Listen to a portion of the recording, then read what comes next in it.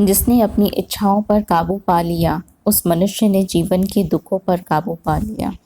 अब इसी से रिलेटेड महात्मा बुद्ध की एक बहुत ही प्रसिद्ध कहानी सुनाने जा रही हूँ। एक दिन गौतम बुद्ध अपने शिष्यों के साथ एकदम शांत बैठे हुए थे। उन्हें इस प्रकार बैठे हुए देख उनके शिष्य चिंतित हुए कि कहीं वे अस्वस्थ तो नहीं हैं।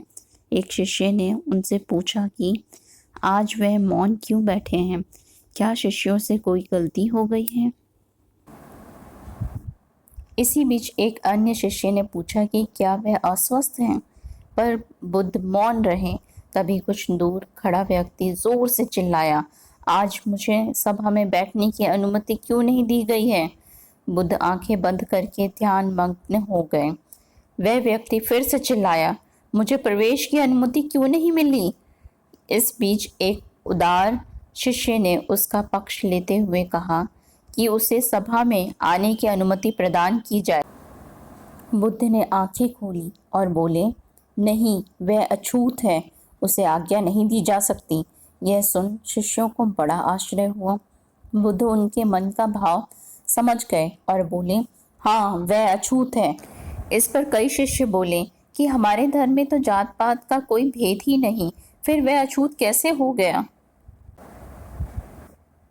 तब बुद्ध ने समझाया, आज वह क्रोधित होकर आया है।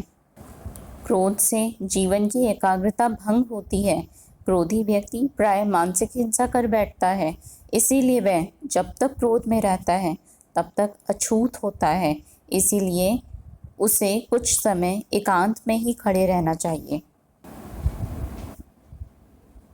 क्रोधित शिष्य भी बुद्ध की बातें सुन रहा था। पश्चाताप की अग्नि में तपकर वह समझ चुका था कि अहिंसा ही महान कर्तव्य व परम धर्म है। वह बुद्ध के चरणों में गिर पड़ा और कभी क्रोध न करने की शपथ ली।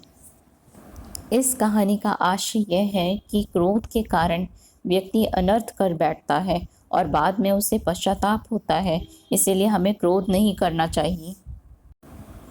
जिसने अपने मन को वश में कर लिया है, उसकी जीत को देवता भी हार में नहीं बदल सकते।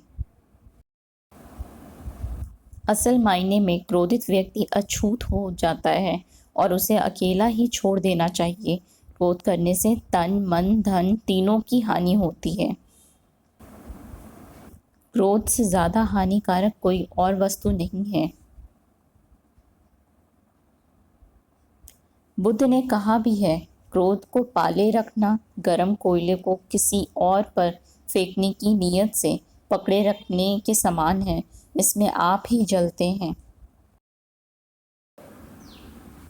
न नग्न रहने से, न सिर मुंडवाने से, न जटाएं रखने से, न बबूत लगाने से, न पूजा पाठ से, न कलाई में धागा बांधने से, न नदियों में स्नान करने से, और न ईश्वर या किसी देवी देवता का नाम रटने से, और ना ही कोई कर्मकांड से कोई मनुष्य पवित्र नहीं हो जाता।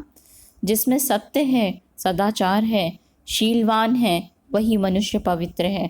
न जाति से, न वंश से, न जन्म से कोई मनुष्य अपवित्र नहीं हो जाता। जिसमें सत्य नहीं, सदाचार नहीं, शीलवान नहीं, वही मनुष्य अपवित्र है। धन्यवाद।